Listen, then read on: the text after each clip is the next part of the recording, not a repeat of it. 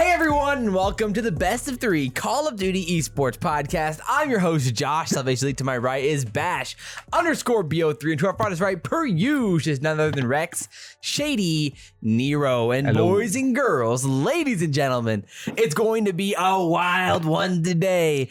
Hopefully, for the rest of COD history, online Call of Duty is in the past. Wow. At least for the 2021 season, it's in the past for sure. We've got, of course, the predictions for the Stage 5 Major LAN. Fans are back, and we'll be talking about all that today. Obviously, the Clay drama and everything else with that going on. The potential that he was on Dallas, potentially going to go to Dallas at one point. And we're talking about some of the most disappointing roster moves of the year. So it's going to be an interesting one. I'm looking forward to it. Before we get into that, guys, I've got to ask, boys, what is going on? Well, Josh, I am feeling like a fan that is just caked in dust and spinning around, and it's getting more and more difficult to spin because all this dust is just piling up. Then all of a sudden, a dust mite comes and decides, hey, you little fan, I'm going to help you out. And he starts eating the dust and cleaning me up. And I'm feeling refreshed and rejuvenized. Wow, dude. I don't know if that's how dust mites work. I don't know if they're like they eat the dust. Do they eat the dust? No, that's a good question. I don't even know what a dust mite is. Can we get some research on what a dust mite is? I know, but fantastic. Sam, how you doing? I'm sad, Josh. I am too. Today is our last in-person podcast experience. Wow. I'm moving this week. I'll probably make a video, like a little short video about it, post like on Wednesday or something. But I am moving this week. So this is our last in-person experience for the Best of 3. We will be moving online, officially, all of us. Wow. So it's a shame. The Best of 3 will be in 3 different states. That's true. It will be. Wow. And so it's gonna be switching up. And we made it 86 episodes now. 86. So it was pretty good. That's a pretty good run for staying in person. That's a pretty good run. Good run. But yeah, so changes are coming. But I think we're gonna have like a little bit of a new. It actually make streamline the process a little bit easier. Yeah. So hopefully we can even make the content even better. Actually, so I'm excited about that. But like I said, a lot to get into today. Obviously, you can listen on YouTube. You can watch on YouTube. You can drop a comment on YouTube.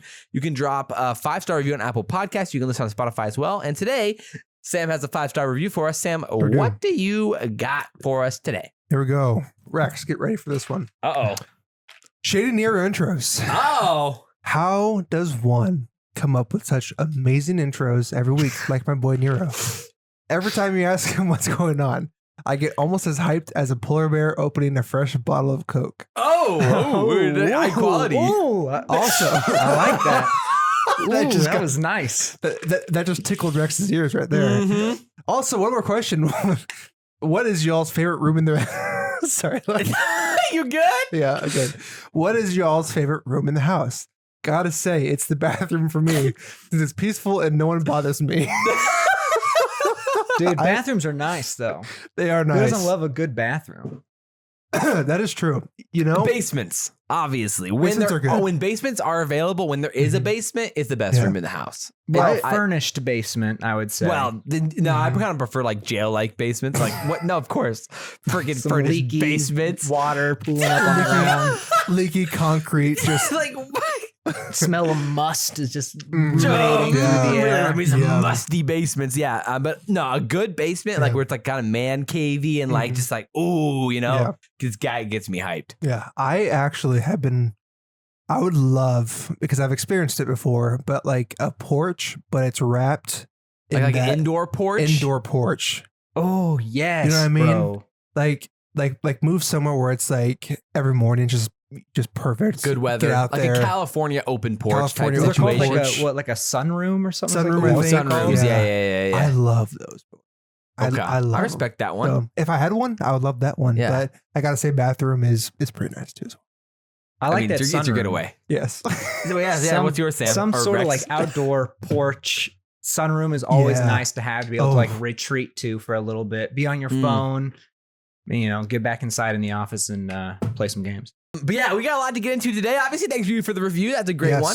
The name. Sorry. Oh yeah, what was Sorry. the name? Trace Insider. Oh, Trace, shout out. Things you love to see. Yes. And so appreciate that. Obviously, we appreciate all the support and we're excited for this episode. So without further ado, I think we can get into the news of the week.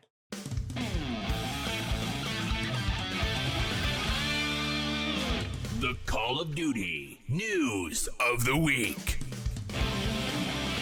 Alrighty. Rex Shady News Nero. here, news here. Come get your news. I was like, oh. Activision Blizzard lawsuit. A lot of moving parts here, but basically frat culture is what they're being what is it? Guilted, alleged just to got- frat yeah. culture, sexual Yeah. harassment towards females. And so they're being sued by the state of California. Yeah, it's pretty Activision. crazy. I don't really know. I haven't read up on like what the implications of it could look like in the sense of like, what would this mean for Call of Duty or the company? I don't really know. Yeah. My instincts would be fine, and then everyone's fired. Mm-hmm. Which I mean, I don't know if everyone getting fired is a worse. That might be good for us. It might be. I mean, I don't know. Yeah. So It's crazy. it was crazy. Some of the reports in it were freaking nuts. I read that there's like a 22-page like. I didn't really read it. But- Well, there's like like- 1,000 people who even signed like that this harassment was happening in the worst workplace, like 1,000 wow. employees or something. Signed Yeah. So it's like reading through that and like actually saying like what is happening over there is insane. Like it doesn't even like sound like it actually is possible. It's But like crazy, that's but- if it's the case, that's Well, because crazy. Activision And is then so having- huge too. And then having 1,000 Mhm. employees sign that, it's like that pretty much is like a nail in the coffin right there. I'll tell you what. Right. So I mean, I guess I'm at this point I'd be completely speaking out of like not just complete ignorance. I have no clue what happened. I actually didn't have a chance to read up on it as much as I was out of town. It's just basically sexual harassment allegations, and there's I did like see a some of the bunch headlines. of people came forward about it, and like a lot of people are backing them. Are saying that like they're telling the truth, like this is happening. Yeah. I mean, I just don't know what the fallout of it would be like or like what it would look like. So I guess I'll have to wait and see what Blizzard happens is there. either going to be way out of money, and I don't know, cuts could be made. Like, I don't know where Yeah. esports is on like how they prioritize it, but I don't know if it'll be one of the first ones cut or not. But the head of these leagues is, I don't know, it's a woman, Johanna Ferries, Oh yeah. which like that's probably not going to be a great look. Right. I mean, it's probably, I guess, I mean, she's been doing a great job. So honestly, I mean, like that's hopefully. And she's doing a great job. Yeah. So hopefully, I mean, I would imagine she'd probably stay around then. That'd be a horrible look if they start cutting their women yeah. executives after Yeah. this. I mean, that would be like worst case scenario. So I don't know.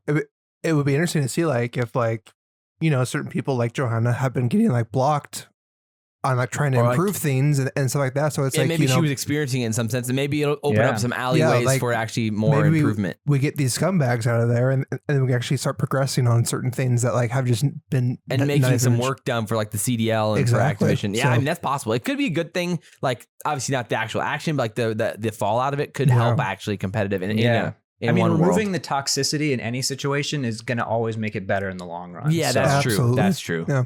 For sure. So yeah, I guess we'll have to keep our eye on that one moving forward for sure. What else you got for us, Rex?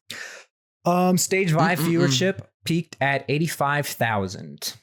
Oh yeah, I mean that was just kind of like with a CDL Intel post, but Mhm. So, fun fact, I Yeah, don't remember I what mean- it was for stage 4.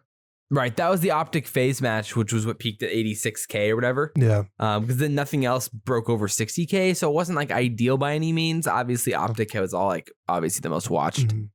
for all of that. Shocker. Right. But yeah, so hopefully I'll be interested to see what do you guys think like for stage 5? Like how do you feel like the interest is? I don't know. I'll be interested to see how that kind of stacks up to the major versus Yeah. the other ones. I predict stage 5 major is going to hit 100K. Ooh, I think okay. it will. I think it will too. I think there's been enough hype from the first LAN where obviously it like wasn't great to not see 100K on the first LAN back, right. but the storylines that came out of the first LAN and then now seeing the stage. Well, if Optic beats Toronto, Mhm. assuming Toronto beats LA Thieves, Yeah. which spoilers for later. Yeah. But like if Optic were to beat Toronto, Mhm. then you're playing the winner of more than likely FaZe Empire. Then that winner's final match would definitely have over Mhm. 100K.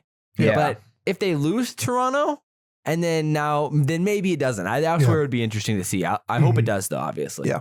But yeah, we'll see. We'll see.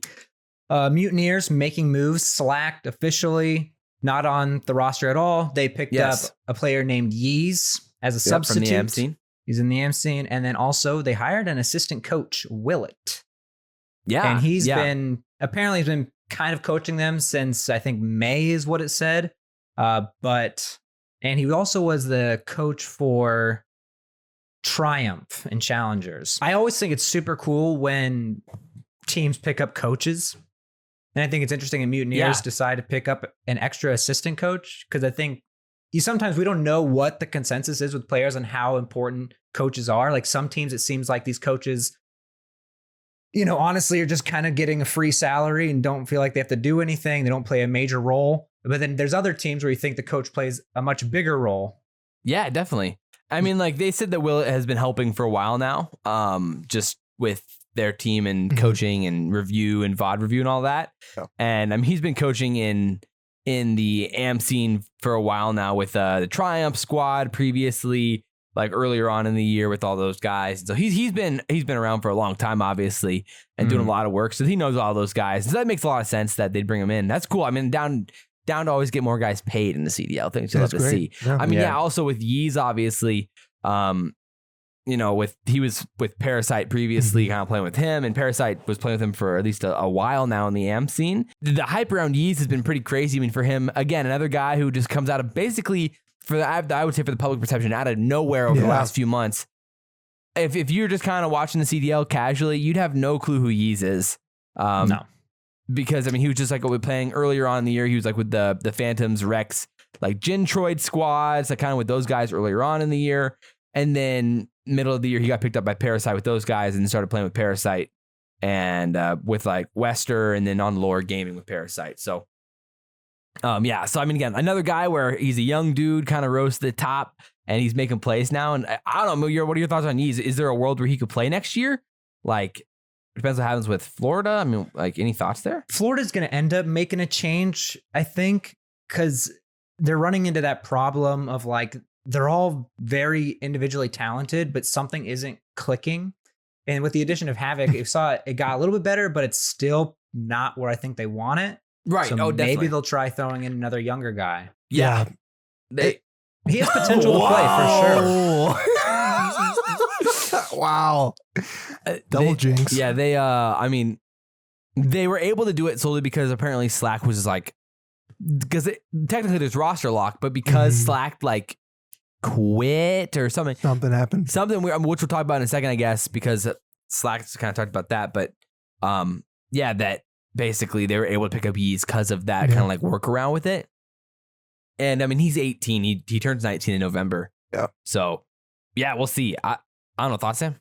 No, I was going to say at this point, Florida for sure needs to make a change. Of course, they may just come out and win stage 5 because they're so inconsistent. It's just like, you know what they do? We praise them one week and then they poop the bed and then we get on them and then they win the next week. So yeah, literally. But yeah, no, I would love to see because like what I'm hearing from Yeez is that he's just kind of like this like super aggro sub, and which is kind of Havoc a little bit too, and like if he's playing that role, but then like just a little bit better than Havoc can, then that's going to be an overall plus. I think it's a matter of whether Yeez can lead, though, because right now Havoc seems to be that vocal leader. And I think, honestly, the leadership is what Mutineers is lacking the most.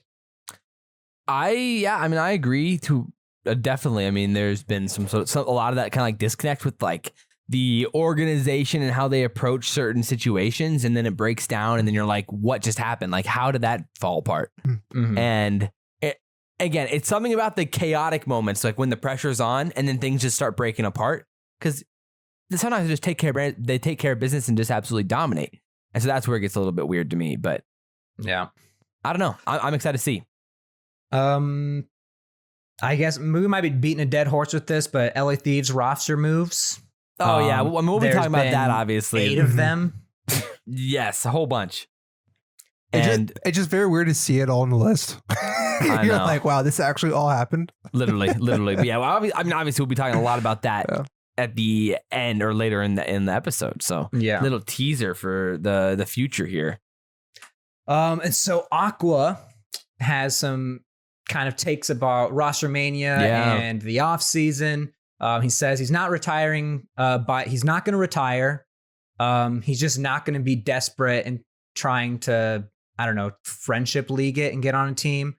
He wants to be on a team that has the same mindset as him.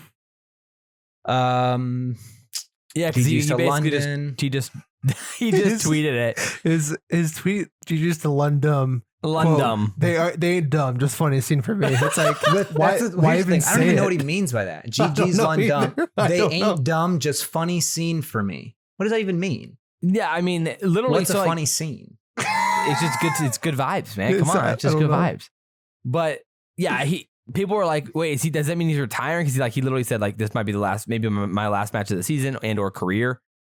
So who knows what that could mean for Aqua moving forward. I mean, obviously he's going to be in a tough spot heading into the off season with the struggles that Paris has had. But basically any of the players on the bottom 4 teams most of them are going to have a tough spot, maybe besides like Octane and Gunless. But yeah, so it sounds like if he's not getting on a pro roster, he's not even going to play in challengers because there's no point because of the format. So I don't think he's like, I'm retiring, but if chips fall in his favor, he'll play. But if they don't, he's not going to play. Basically. Yeah, well, for what maybe I read it differently because from how I read it was like because he says Challenger still needs to have a better format, so no point of me always watching my back 24/7 sick of it. I think he meant like I'm not gonna like suck up to people and be desperate just because I'm scared of challengers. I think that's how I read it. Oh, okay. So maybe I don't know how do you interpret that, Sam? I guess I saw Challenger still needs to have a better format. So no point of me always watching my back 24/7, sick of it. Which to me, it's like that's what Challengers is like everyone's always watching their own back. So I don't know. I took it that he's not gonna play in Challengers. Interesting, because I just kind of linked that to the top part of the statement that kind of said, you won't catch me begging or being desperate. I have a different mindset than others, and that's grinding as a team. So I kind of see it more like he's just not going to be willing to stoop down to begging for people, and he's okay with playing in challengers.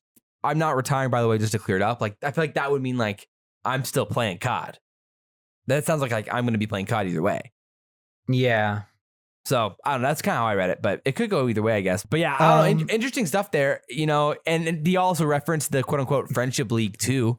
So, you got, Aqua saying that, which I thought was interesting from a guy like that, who's kind of been a perennial pro and he's friends with a lot of the guys in the league and, a lot of guys like Yuli. So like, I'm surprised that he would say that. I was going to say, because I feel like if you were, let's look at it from an average Call of Duty viewer, you might think that he's part of the friendship league, the recipient of the friendship league. Like the only reason why he got on that squad was because of his friends. You like could see that. Yeah. Not saying that's true. I'm just saying that, I think the average fan might perceive it that way. Absolutely. Right, which I think is why it's interesting that he says that. But we've seen him have some really good moments this year. Oh. It's just the team just was not ever there. Like as the AR, Aqua did play well. Like he looked like a good player. Like I think he could get picked up as a starter for another team. Yeah, I think so. As they are, he was doing his job. Honestly, I just thought like you said, the team makeup was just not there. So right, and you had to deal with so many different things and different players, and it just never felt like it made that much sense. Yeah. So wow, that's tough. I mean, he's had back-to-back really tough situations with LAG last year and then this year with Paris. I mean, it puts you in a tough spot heading into next year for sure either way. I don't know. I mean, we'll see. Definitely keep an eye on that one. Rumors of Skrapz. He said on a stream that he's going to do, or, kind of jokingly, but he's going to do full-time Warzone content. Right. That wasn't necessarily clarified. Or entire year. It was kind of said in a weird, in a way it sounds like he can make a lot of money just doing Warzone full time. And Waskins is sort of doing that too, or was at least. Right. I mean, we have, two Paris guys, which again, Skrapz literally almost quit the team previously. So something's weird there. That's not that surprising, No. So based off the sounds of it, it sounds like Paris is no pun intended, scrapping the whole team. Yeah. So that's coming off as the vibes here. I think they're so. Probably full sending with a whole new roster. And that probably goes into the next news as well. So, and also, I mean, also with Skrapz, I mean, do you think he plays next year? If he gets on a team, yes. If he doesn't, I don't think he'll do Warzone. Well, I don't know, because Wuskins has been kind of wanting to do challengers again. So I could see Skrapz going into challengers and just trying to grind it. I think Skrapz and Wuskins after this season are going to basically be a package deal from here on out. Interesting. Yeah, I could see that. But yeah, I don't know. I mean, thoughts, Sam? Yeah, I personally have not been getting the same vibes from Skrapz as I have in the past years, like competing wise. Like the Paris team is so weird. They're like so lax the whole year. Yeah, there's been chill. They've just been chill. And to me, it doesn't seem like that it should be that way. Yeah, I can see that. And to me, I feel like that means Skrapz is going to be done and just play Warzone, maybe with Skrapz or with Wuskins, and just win. Yeah, I could see make some money from there, honestly. I'm sure he's probably waiting to see what happens with Warzone and how that could play out, because I know it's had a kind of slow month or two as well. But yeah, I mean, I'll steal your thunder here, Rex. The next piece of news, though, was that Pred, the Australian player from Renegades, is already, Zuma let this out, that is already talking to a franchise and could have a spot next year already. So there's already been going on some potential roster options and things like that certain teams are working on. And I think that makes a lot of sense for Paris, considering the things that Aqua and Skrapz are saying here. Here's the thing, though. Like, nothing against Pred. And Paris has this weird thing where they pick. I feel like there's a lot of really good talent out there that is not on rosters. We can go like Gravity, Sib. I mean, Sib maybe has a contract with FaZe or whatever, but there's some like big name good players that Paris could grab, but then they don't. Yeah, I mean, we've seen a lot of really like rising talent in the European scene as well this year too. So it's like, and then, I mean, to be fair, Pred was kind of like a sought after prospect during last year as well, but then there was all COVID and he couldn't travel. So with Australia's lockdowns, and so I could see that. I mean, obviously Paris 2 years ago had the Australians on their team, with all those guys. So I think it would make a lot of sense. But then the question is, who do you pair him with, and what does that look like for Paris? That's what gets really interesting. Yeah, it's just weird. I just feel like there's a lot of players that have been in a more, like, are in the NA or EU AM scene, which is just more competitive than the Australia AM scene, that have proven themselves to be these great players, and they are free agents. They're not on a roster. Are they saying no to Paris, or is Paris? I just don't understand why that isn't a conversation. Right. I mean, yeah, obviously, even if they wanted to do like a full on, European squad, like they could easily do that with some of the guys that have been doing so well in the AM scene over there. Like, unless they're saying no to Paris, maybe like they're saying no to Paris. I don't know, but why would they? And then they go for a player like, and again, Pred could be amazing. I'm just saying he hasn't been able to do it with COVID, with EU and NA AM scene being much more dominant. Oh yeah, I know. I mean, I agree. It just seems like a strange pickup to me. Right. Yeah, there's a world where they go for like the Vortexes or Nasties of the world, or like Bids, or like Hixie or any of those guys from the European scene, and just try to make a team like that. Or if they go with like the Spanish squads and try to go that route with like Journey and Lucky and Metals and all those guys. Metals. So, and then what happens with like Zero and Dave and all those guys? I mean, there's a lot of different ways that could play out. Defrag, and the whole team there. That's what gets me interested to see where Paris tries to take that, and it could definitely head that way. But we're also gonna have a conversation like this after next. We're gonna have a conversation like this about Paris next weekend too. So maybe we just save it for at that point too. Good. But I don't know. We can probably move on, because just keep your eye on the whole Pred situation too, because he might get a shot at it at some point too. Yep. And he could be great too. Look at my bank account calling card added to the game. Oh yeah, dude. So this is so crazy, because it's like Miracles. Obviously, he's known for the whole look at my bank account thing back in the day. But it's like, at what point is that like he trademarked by him? Well, I was gonna say, I bet they paid him a little bit. Don't you think? I don't know. Well, he tweeted like the picture of it, and he just said interesting. Yeah, he tweeted. So it sounds like he really didn't know that was happening. Yeah. Okay. But Well, I was kind of hoping he like got like a royalty or something from it. Maybe I don't know. I it know. would I mean, be right to do that. and then you could really look but at his bank there's account. no Oh, for real sure. legal claim for Activision, I think, to do that. So like, I don't. And plus, like the calling card, the picture, isn't even. It's not him or anything. It's just the words. Look at my bank account is on the left side, which we know is famous for that, but everybody else has no idea. Like where I know it they comes probably from. think of some sort of rap verse or something. I'd Mhm. imagine, but oh man, It's so shady if they didn't give him anything. I know, right? They It's should give him so- some because credit or Because something. literally every single person in the comp scene knows that is Miracles. Like Yeah. that's him. And so if you blatantly take that off, that's It's kind of lame. That's a horrible look. I mean, it's lit because I'm definitely I really want it. Well, it's It's awesome. It's awesome. It's What sick. a, It's what a a cool great idea. callback. What a cool callback to past COD history. Yeah. But like, I know. It's Like, just like you think the- he'd get some sort of like, royalty. This is where a company could be the difference between an amazing company or just a cash grab. Because how cool would it be is if we take these moments in times of Call of Duty like this, look at my bank account, and like instead of this random guy on the calling card, like do like a sketch of miracles doing it. And yeah, and then they pay And then him you like pay them. a little bit of money. It wouldn't have to be that crazy. No, it would be like I'm sure if he was like, "Yo, we'll pay you $1,000," exactly pay him $1,000, pay him. and I'm sure he'd be like, "Totally." Yes. And I get my sketch on the game. That's sick. That's so sick. And like everyone knows. And then that can also bring in conversations of people who have joined in later in the game. Like, hey, what was this? What was this moment? Like, Yep. that is where you could become a different company, a different publisher. Is like, that would be cool. Instead, be cool. instead they're blatantly taking it. If it, I'm assuming they haven't based off the tweet and Miracle's everything. That sucks. But yeah, like that would be cool. I agree. implement. I agree. I like legitimately. I just thought it was a little weird, like how it played out. Oh, it's but weird. It's definitely. It's weird timing too. It is. It is. This is randomly, like Randomly. for stage 5, whatever. It's Yeah. a great Definitely. idea, and I love it. But yeah, it's just strange that It is, it he is. wasn't involved in it or anything. But Yeah, literally. But what else we got?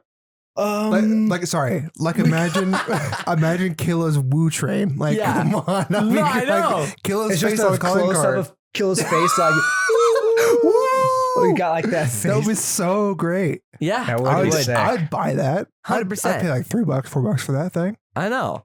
I Sorry. agree. Go ahead. I'm with you.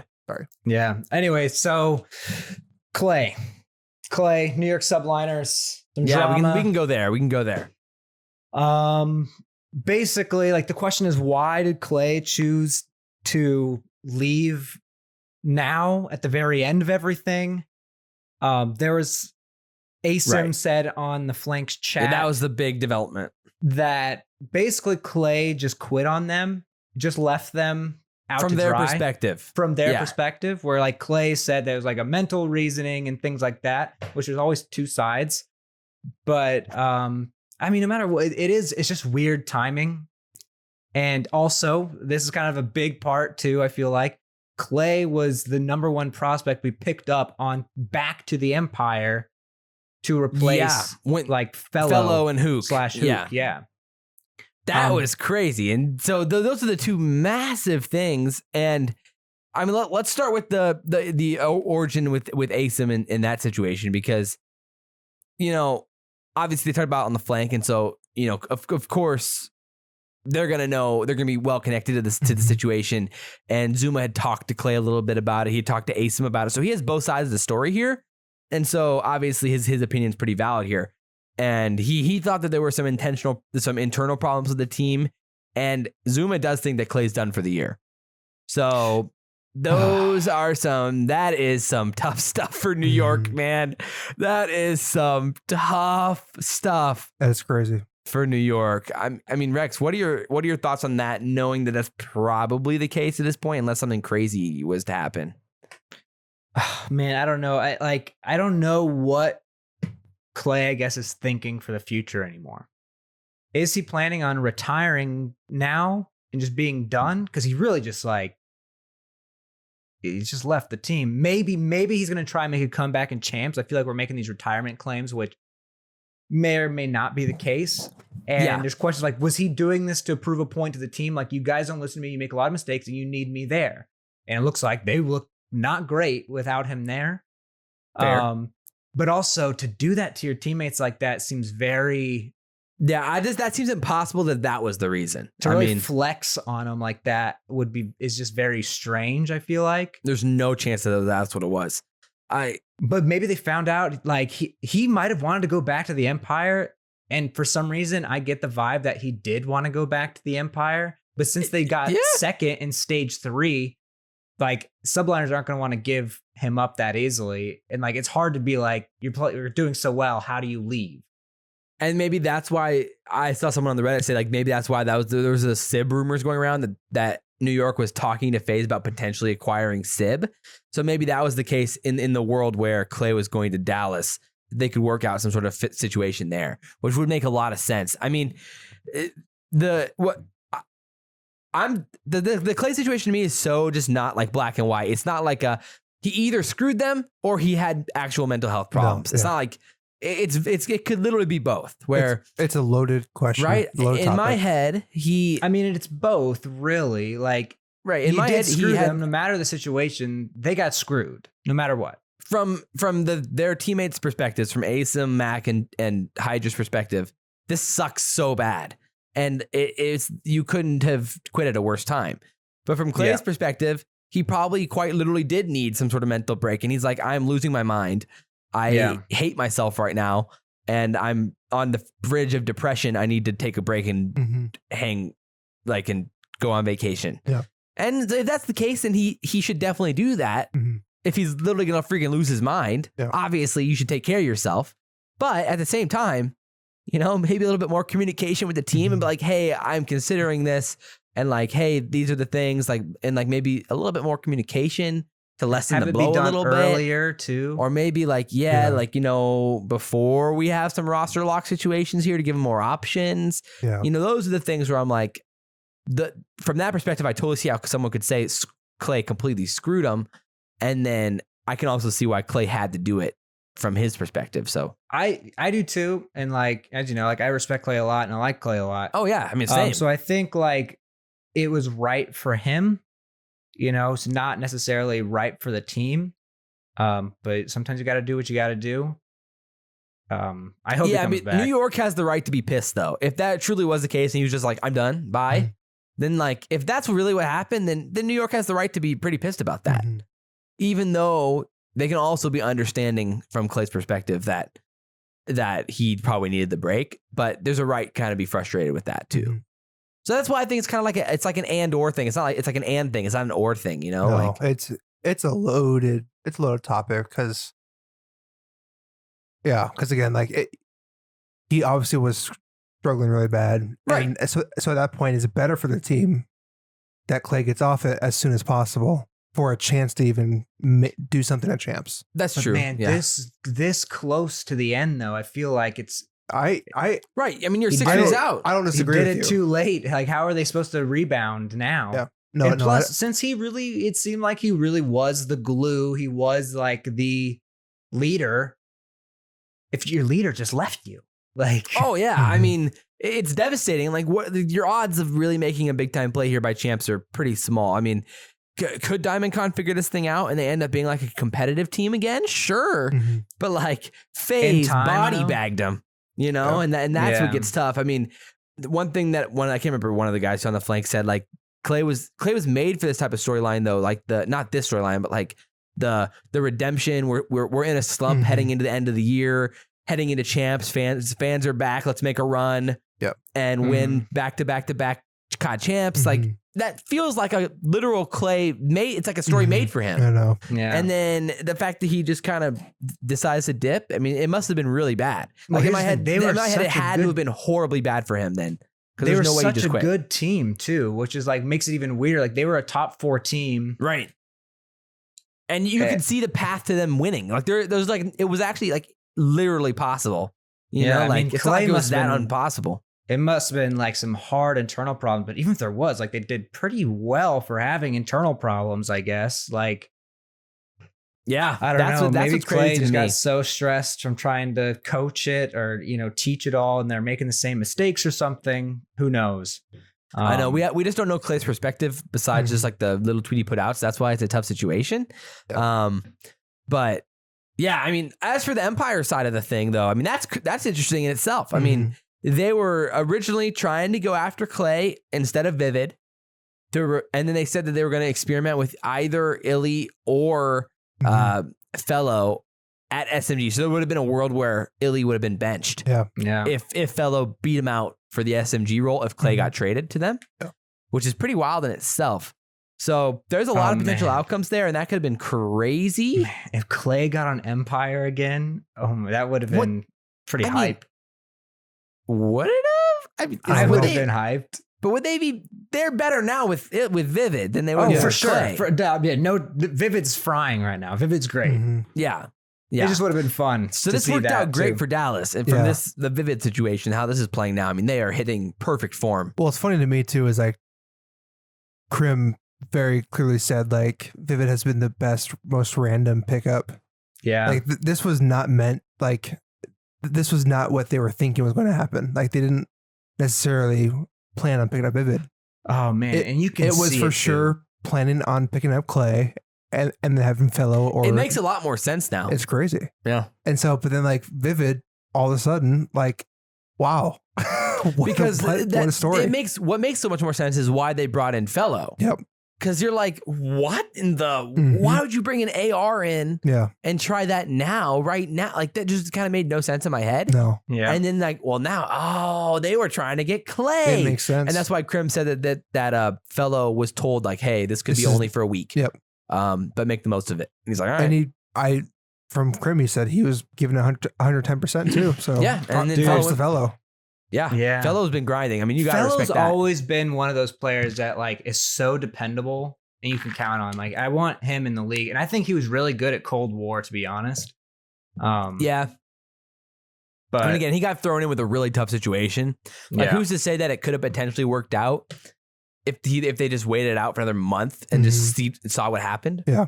But I mean, obviously with Vivid now they are rolling. So and Fellow is so nice, by the way. He talked to me for like 5 seconds at World War II Champs. So. Oh, nice, man. Yeah, that's cool. Let's go. Yeah, things you love to see. He's tall. I had a conversation with him about AirPods once. Did you? Mm-hmm. Nice. Yeah. Vivid, like he's a changed man now joining Empire. I feel like Crim 6, like really like Crim's gassing him up. Crim's gassing, but Crim is like Crim expects that greatness. And if you're not bringing it, like for sure. And I think, honestly, in a weird way, I feel like Vivid almost fits in with that mentality more. With Crim 6 for some reason, like I just feel like they mesh well. I agree. So yeah, that's gonna be really fun. Obviously, we'll talk a lot about them later today too. So, yeah, it's just gonna be, a wild time. I mean, the only other thing there would have been that Clay, or like for Crim news, was that Crim said that the Huke video is still potentially happening. Well, he said like he got approved by Activision and Envy. And then his lawyers decided probably not a good idea. But he said he's going to be trying a third one after COD Champs, depending on what happens. Yeah. So there's a world where we could still get a Crim video. At this point, just give it up, man. I don't even want it at this point. I know. It's like, I think we kind of already know. This is like what happened to Black Widow. The movie came out, it was supposed to come out a year and a half ago. And it's like finally it came out. I'm like, I don't even want it at this point. It's like, wow. Yeah, literally. But anyway, that's just to be noted as well. It's interesting. It's interesting that he like got the proper channels though of like approving it. I mean, that's cool. What's the last thing we got here? What are the last 2 things we got here, Rex? Awakening versus Slacked. Slack basically said like once he was dropped from the Florida team that everybody on that team was fake and weird and they did him dirty. And then Awakening tweeted out what did he tweet? And then he said, man, some people are real fake. So then he called him fake back. So yeah. I just don't get if you're Slacked. Like, what's the benefit there? Like, yeah, it just makes you look so bad. Like, it makes you look so bad. And it was that news came out right after he said that right after he got like officially released from Florida. And so that whole situation was just really weird with how that played out. So anyway, so now there's a little bit of Slack / Florida beef / Awakening beef with Slack. So Keep that in mind moving There's a lot of forward. slacks. There's a lot of slacks Wow. in that sentence. But yeah, Challengers. last few things here. Challengers, open number 5. And NA, speaking of fellow Team Canada, which was Diamond Con's old team. Yes. Fellow exotic was. royalty Dave Patey. They won the NA Cup number 5. They looked really good.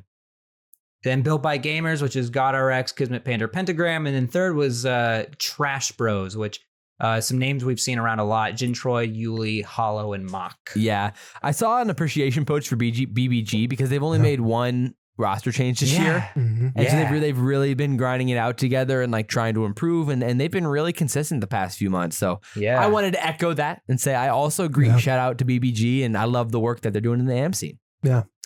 Then EU side, Elevate got number 1. Oh, yeah. Bids, Denza, Hixie, Weeman. Heck yeah. Atlas Lions got 2nd. Gizmo, Harry, Nasty Vortex. And 3rd was Team War, which was that Spanish team, Journey, Lucky Metals, and Yako. I love seeing my guy Bids winning. Team is always We pretty need consistent. a Spanish team. We need a Spanish team in the league. Hola. Well, they're really good. They're always in the top 3, it feels like. I agree. They've Yeah. been playing really, really well. So, with that said, I think that's basically the news of this week. Good job, Rex, once again. And I think we can talk about some of the trashiest Ruh-roh. moves in the CDL this year. So, without further ado, let's get right into these trash moves. Trash. Garbage. Oh no! So we're gonna be talking about some of the most disappointing roster moves of the Worst. season. Ones that just didn't work out well. Things that were just like a little bit questionable, or like looking back on it now, you're like, that just didn't make much sense from the start. And so I think all of us have a little short list of moves, and we're gonna kind of throw them out there. And I imagine we'll have a lot of crossovers. So we kind of all had like a short list of like 3 to 5, and we're gonna talk about between 3 to 5 of the most questionable moves of the year and see what happens. So, Rex, start us off with the one. Let's start off with like kind of like your least of the most, and go from there. Don't give us your worst one yet. The verbiage there. Yeah, Least of the most. Of the most. I mean, the least of the most worst. That is like a good. I don't know. I guess good if you band count name. this, but Diamond Con for Clay, which okay, it's just happening now. It was forced. But I mean, if there's a roster move that's bad, like, is that one, given the circumstances, it's least on mine because it couldn't be helped. I think that's a think fair Diamond play. did great, but I think Diamond for Clay, you wouldn't normally want to do something like that. Yeah, I'd say so. I mean, I didn't have that on my list just because it was just so fresh.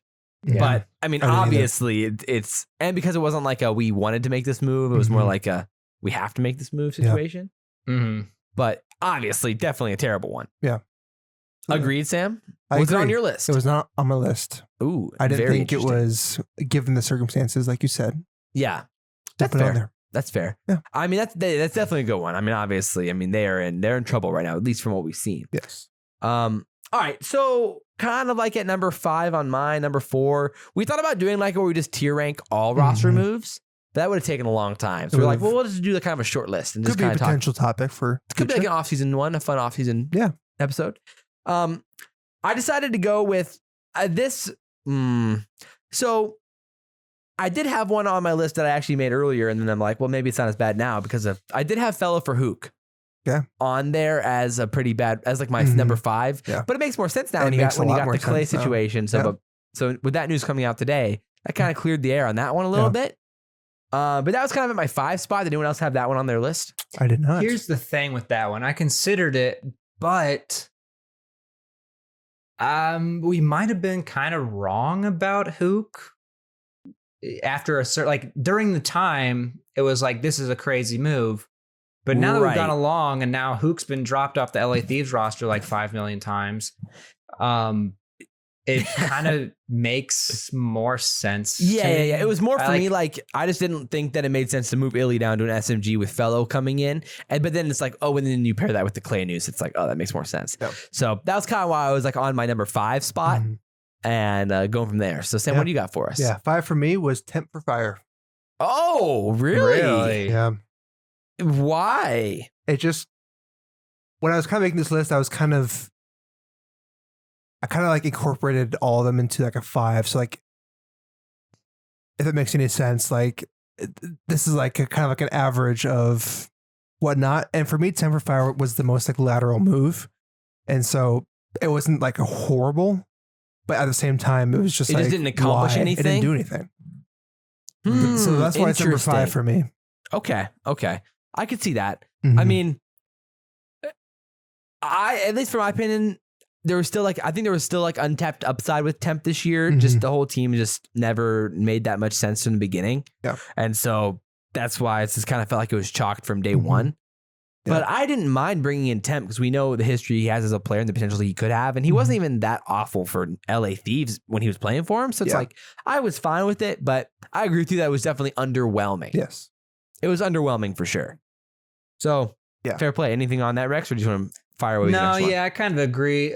But like I think Temp, I kind of didn't mind the roster move. I actually think it probably made him a little bit better. I think Temp I would is a lean that way smart too. player compared to what Fire so young in the scene. I think he makes bad mistakes, where Temp doesn't make those kind of mistakes as much.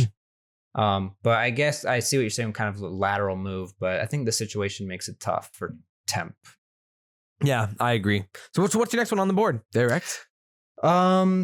So I guess I think Zaptius to Paris in replacing Classic. Really? I don't know. I liked Classic on that Paris team. I'm sure Classic was probably happy to get off and Do you join think the it'd be surge. better if they But I kept think Classic is an underrated player. To be honest, I think Classic's an underrated player. He I mean, drops he's like 0.7s He's every getting game, absolutely man. bodied by the scene now. Yeah. Like everyone's dumping on him. So it's like, I definitely think that like it's not that fair to like think he'd say he sucks. No, I don't think it sucks. He's just underwhelming. Yeah, I mean, I just don't think the upside's there, and that's why I think they were trying to play for the. That's why I don't mind the move, because you're making like the upside play for the what if of Zaptius, which for Paris at the time was like, we may as well try. And so in my mind, that's why it's not like that bad of a move. I mean, to be honest with you, most of these moves, I feel like they're probably a little bit better in some way. Like something had to happen, so at least this happened. So I agree. If I was there again, I'd probably still say Zap for Classic, but I think in the scheme of things, I don't know. I think Classic got maybe a little disrespected with it, but he might have also wanted to leave. But I think Classic is underrated. That's fair. Fair. I mean, And Zaptius didn't provide as much as he, I guess, were maybe hoping he would. Well, speaking of Classic, my honorable mention one would have been like Decimate just benching himself, but that really wasn't a roster move. It was more like Decimate just saying, I'm done. And then they're like, crap, we need to do something. Classic, join us. Like, so that was kind of why I was like, I wanted to throw it on the list, but it wasn't actually like a real roster move. Piggybacking off that real quick, because I'm going to get to it. Decimate for Looney was third on mine. Decimate for Looney was third on mine too. Because of how bad Decimate, what the heck? Because he did that. Yes. Well, here's so the his thing. actions made it a horrible Yes, move. it was terrible. It looked like I don't know. You always felt like there was some sort of like faith with Surge also. Yeah. And so like, with Ludi on the team, like I kind of felt like, oh, they can do this. Like they're right there. Like they're on the cusp. Yeah. With Looney. And then they brought in Decimate. It was just like, and that's all gone. Yeah, literally. I mean, like, because but then Decimate came in for New York and we saw the potential for Decimate there. Well, yeah. And so now you're like, wait a second, they might have something going here, you know? And then suddenly you're like, oh no, that's the thing. You know, like that's what gets tough. So disrespectful, honestly. Yeah. So it's just like for Decimate to do that is just like what? Because I feel like now it could have worked looking back on it. Well, yeah. But then he just quits and you're like, bruh. Like, how do you just so do it's really that? more on Decimate. Yeah, oh, for sure. So I can get behind that one for sure. My next one, so why this isn't higher on my list, I'd imagine this is on all of your lists, is Mental for Chino. That was number one. Okay, there you go. Sam's on yours? It's not on mine. Ooh. Yeah, of course. Sam loves Mental, but dude, he's been bad. But I mean, granted, he's on LAG. It's a whatever bad you want to situation say. for him. It's a horrible situation for LAG, But man, obviously. he makes bad plays, though. He does. He makes horrible plays. He hasn't been bad in S&Ds. Like, it's not awful in S&Ds, but some of the respawns have definitely been tragic. I think maybe even Merc and Maven were talking about that in their last series, and I was like totally agree with that. And Chino was so good for the team. And right. Chino was actually, the more thing was that Chino was great. and that. But again, we talked about this when it originally happened. Was I don't mind the move because it was the Hail Mary. So that's why I'm okay with it, and that's why it's not higher on my list. But now looking back on it, you're like, well, this just did not work. But here's They're the literally thing. awful. Here's the thing. He wasn't doing well really in challengers. And then like I just don't understand the move. I only think they made the move because that was their last guy that they used for claim to fame. This is the old Optic Gears of War guy. He's going to be on our team. People will like us more. And I feel like that was the primary reason he got on the starting roster. Yeah, I mean, there was cases we made for so many other players, I feel like. I mean, they took a risk, just like Shotzi coming over and, right. It's like again, like we said, they're Hail Mary. Yeah. And they're hoping he was Shotzi. Yeah. But he's Botsy. I'm joking. I will also piggyback off that one because next one on my list was Cheen for Vivid. Oh, very fun. Very fun. I mean, I don't have a big problem with that one. But again, here's the thing. Vivid benched himself in that situation, though. Yeah, and Cheen showed up. Here's the thing. It's not because of Cheen. It's because of Silly. It's because of Silly. It's because I don't know if it was it 100% that Vivid 100% just benched himself. According to Silly. Okay. It was like Vivid just was kind of done. Yeah. So in my mind, I'm looking at it as Vivid, looking at him now. Vivid by far was the best player on that team. There's 100% no doubt about that. Most talented.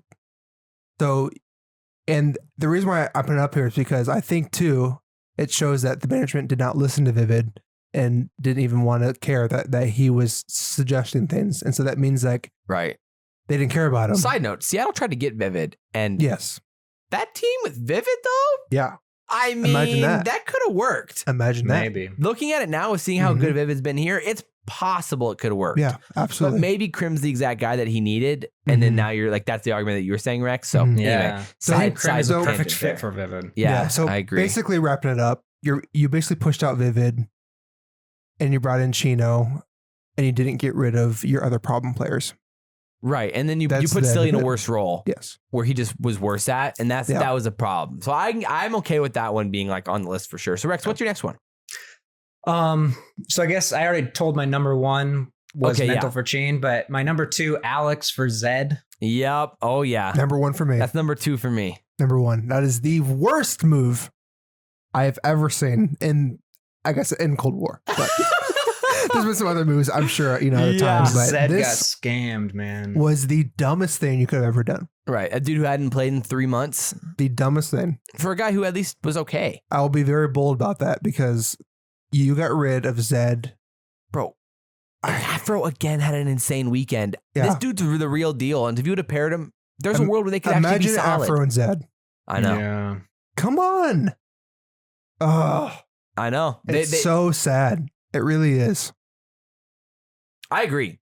That's why it's number one on my list. It just, Alex had that one really good series. Yep. And that's about it. I know. And I'm not even saying, I don't mean this as a shot to Alex either. He didn't play Call of Duty for 3 months. I know. So he's going to just inherently be behind. Exactly. I'm not bad mouthing him. I'm just saying how would you replace someone who's been good, decent to good Zed and replace him with someone who hasn't even played? It just boggles my mind. Yeah, that's what gets really and tough. And there was no upside you were trying to, Zed was kind of achieving that sort of upside for your team already. Yeah. Yeah. I get Afro too. Like you said, we've seen Afro make some amazing plays.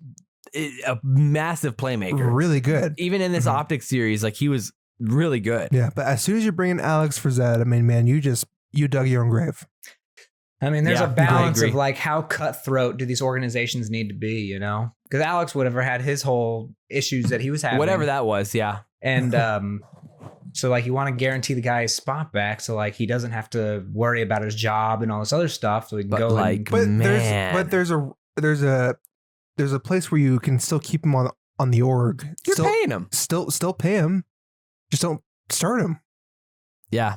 I agree. It's not an office setting where you can just show up. I know I'm sounding horrible right now, but that's just No, yeah, but I mean, again, This is a, at the like end of top the day, like 48 Alex, players. you know, London, like if right now was 2 months ago, Mhm. you're like, okay, by champs, London could beat somewhere. Exactly. But they have 3 weeks. I know. So it's like, you know, what are they going to do? It seems pretty unlikely they're going to make an insane run. And then champs, they're already out of champs. So they have to win stage 5 just for the lulz. But like, it's not going to happen. I would obviously, love to hear management's thought process there. If Right. it truly was just a promise. we'll just never know because obviously something private happened with Alex and we'll just never know. But that is just really unfortunate overall. So I agree with that one. My number 1 actually was the original benching of Jiraza as the worst roster move of the year. I like that. That he should have never hit the bench. No. He's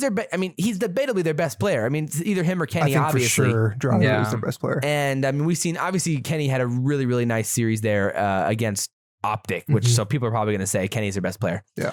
But I mean, most of the time, again, Draws is doing some insane things around the map, and we saw him play great there.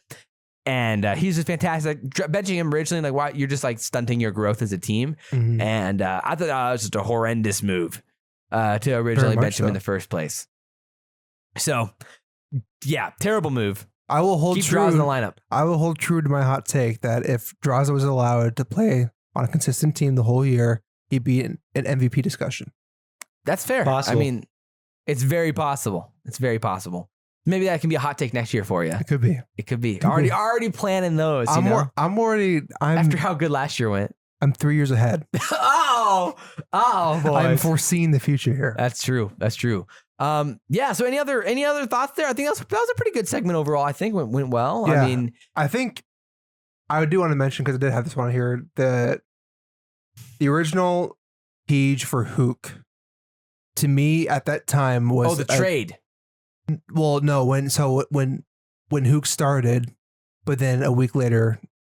Oh, that's got pretty benched. bad. Back in for They Huke, benched yeah. him a week later. That has to be an honorable mention. At the time, that was a horrible. I almost forgot about that one. Like, what in the world? Like, that's true. That's when JCap was just like manhandling the whole. Yeah, had him by the balls. It was insane. Oh yeah, that was awful. Obviously, with the situation now with Huke and everything, whatever. But that was a terrible move, and I think that's like undebatable. Yeah. Undebatable. I think there's people that would debate it. I mean, Empire, they pretty much benched him for the same reason that LA Thieves benched him. But my whole thing is, you spent how much money on him? You try him out for 2 series and then you bench him. I still think that, I mean, John has been underwhelming. How dare you? He's been underwhelming. How dare you? I would wish he was like the absolute playmaker that he could be, but I mean, Draws has been the highlight of that team since they've made the move. Maybe. Like, is there, we just barely got to see it. We barely got to see that roster and we never got to see, I'd be very interested to see a Slasher, Kenny, Jiraza, Huke roster. That was one combo that never happened. I think that could work, but. When they win champs, don't come crying to me. No, all right. Clip it right here, boys. Clip it right here. I think LA Thieves are getting better. I think LA Thieves are the best roster they've had. Yeah, they have the best roster they've had so far. And they look strong. Like, they can contend, I think. Yeah, but oh my. I mean, they got literally manhandled in those first 2 maps against Optic. They got 100 point clubbed. And then Optic's like, And then just completely blow it. It's insane. But my goodness. So without further ado, this video, I mean, we're doing decent on time. So without further ado, I think we can get into our predictions and talk this Stage 5 major, baby. Let's go. Best part. Best in the game. Can go.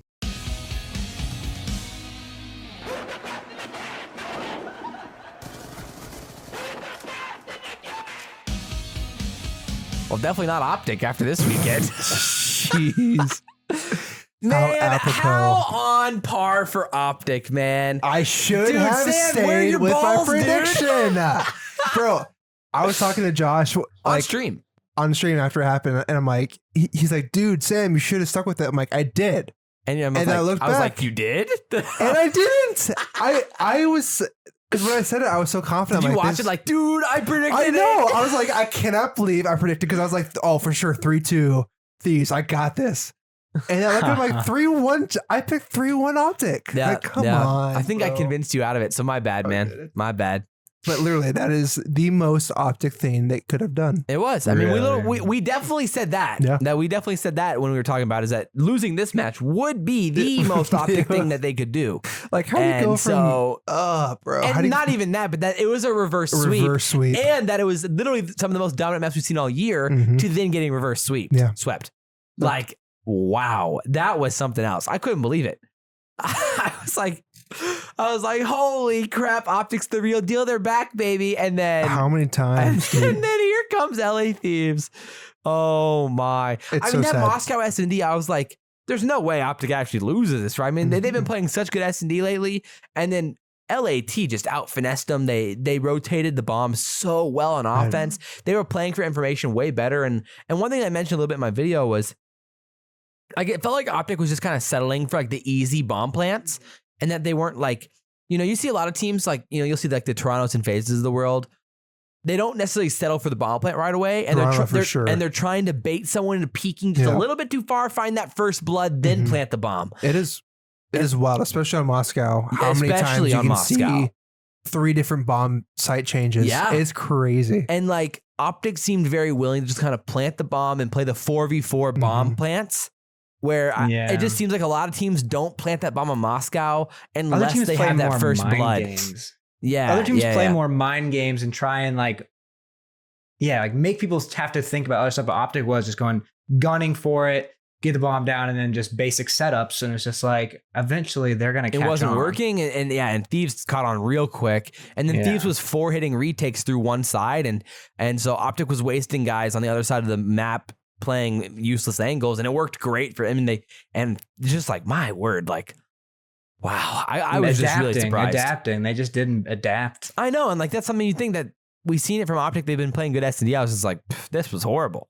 Like, what in the world? From what we saw them against FaZe, like, dude, ridiculous, crazy. But yeah. Anyway, so we have a whole bracket to get into today. Obviously, it's a crazy one. Of course, we had the Florida v Rocker series this weekend, which decided a lot, not just to place things for stage 5, but also a huge impact on the standings for champs. Yep. And now Florida's 30 points behind the Rocker in the standings. Excuse me. So basically, what that means that if Rocker lost to FaZe and then they lost their losers bracket match, that the Mutineers would have to win their losers round 2, losers round 3, and losers round 4 matches to finish top 4 at the event, to have the tiebreakers against the Rocker to finish in the winners to start in the winners bracket for champs. So if you're a Mutineers fan, that's something to keep in mind while we're going through the bracket here. And if you're a Rockers fan, that's something to keep in mind while we're going through the bracket here. And if the Rocker can get basically one win, that would force the Mutineers to have to finish top 2 at the major.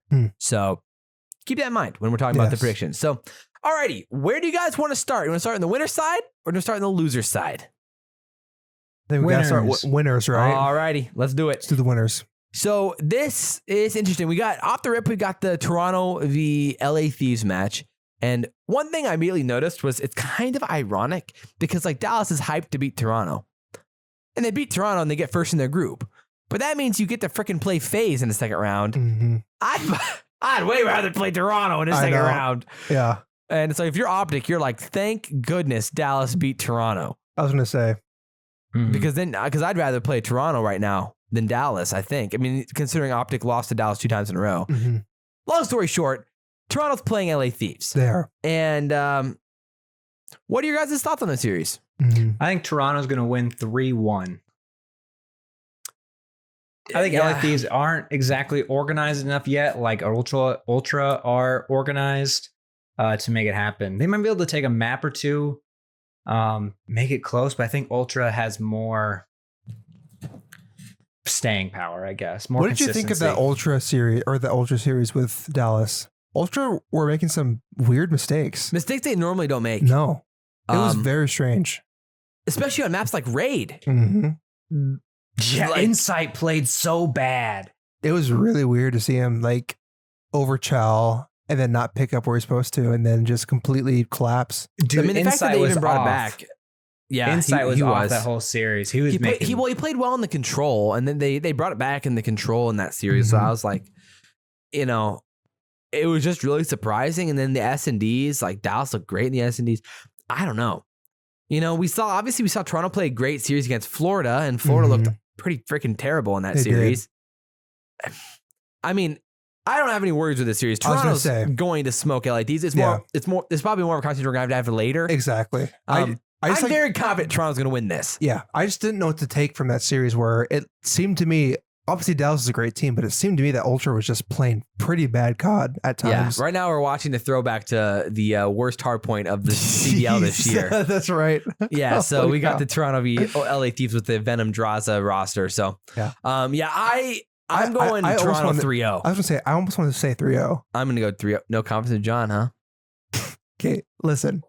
I like John, okay? But I do need to think about reality sometimes. Okay. Toronto, I mean, I think they're going to bounce back and be just fine. I think it's a 3-0. I'm down to go Toronto 3-0 if you guys are down to go. 3-0. I'm okay with that. Fine, let's full send it. I love it. All right, FaZe v Rocker. I mean... FaZe 3-0.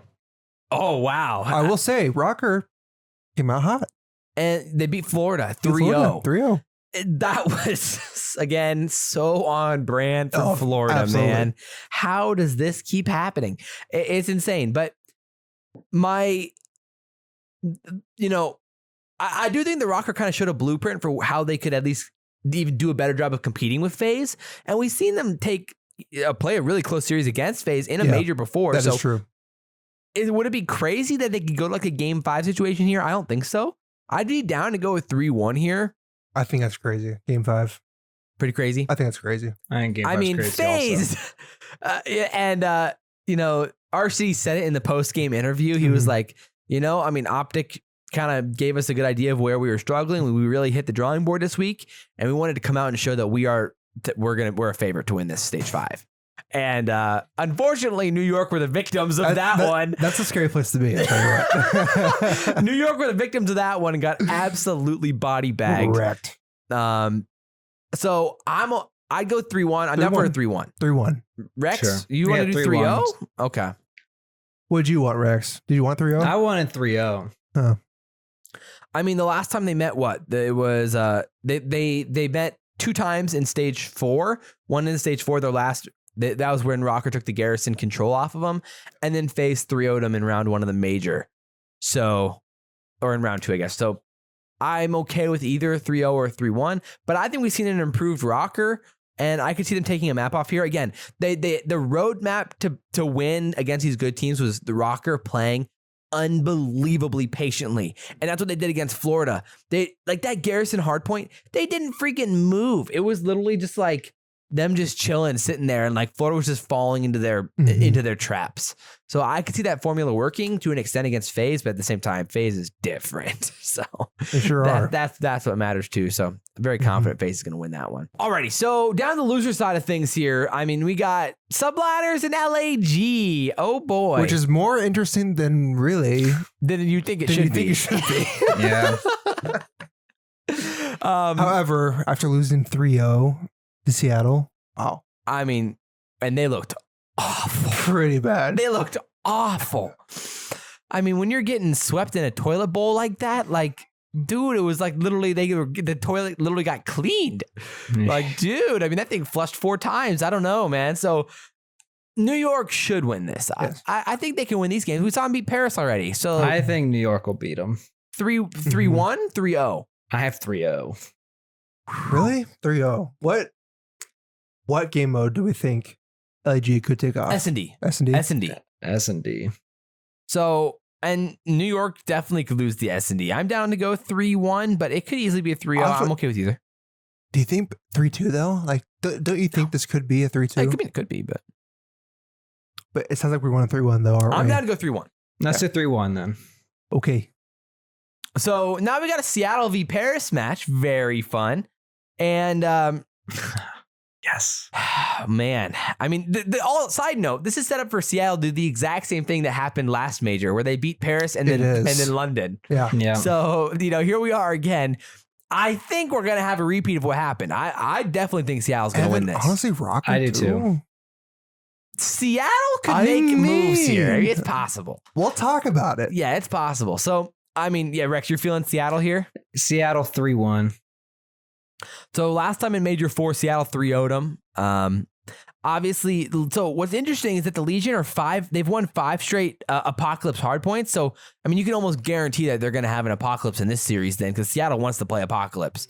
So that could be a situation where Legion start off on a 1-0 win, and then suddenly you're like, oh, maybe Paris could win it. But I'm down to go Seattle 3-1. Yeah. 3-1. Okay. But it could be 3-2. Sam, what do you think? We need a 3-2 here, boys. You're going 3-2? I want 3-2. Rex, where are you tiebreaker here? I'm going to go 3-1. I'm 3-1. Alrighty. Fair play. Okay, we'll save it for later. Let's stick down in the loser side of things Let's here. do it. And we can just stick with the Surge, honestly, and just kind of rock down with that one. So we can just go Surge London next. So why not? London could easily win it. I mean, that's not like it's crazy. London, it's not crazy. No. I mean, London v Paris went 3-2 in the absolute grinder of a series that was. It was like freaking longest series of all time. They had 2 round 11s there, and there was just some devastating losses for Paris. Insane. Oh man, it was so tough. So I'm okay with either here. What's interesting though is I have more confidence in Seattle, I think. Yeah. If we see like a turn up Alex though, like we did, I know. Who did they play when he went 38 and wasn't that the Subliners with Clay's was it last game, Subliners? right? Oh yeah, I think so. wasn't it? Yeah.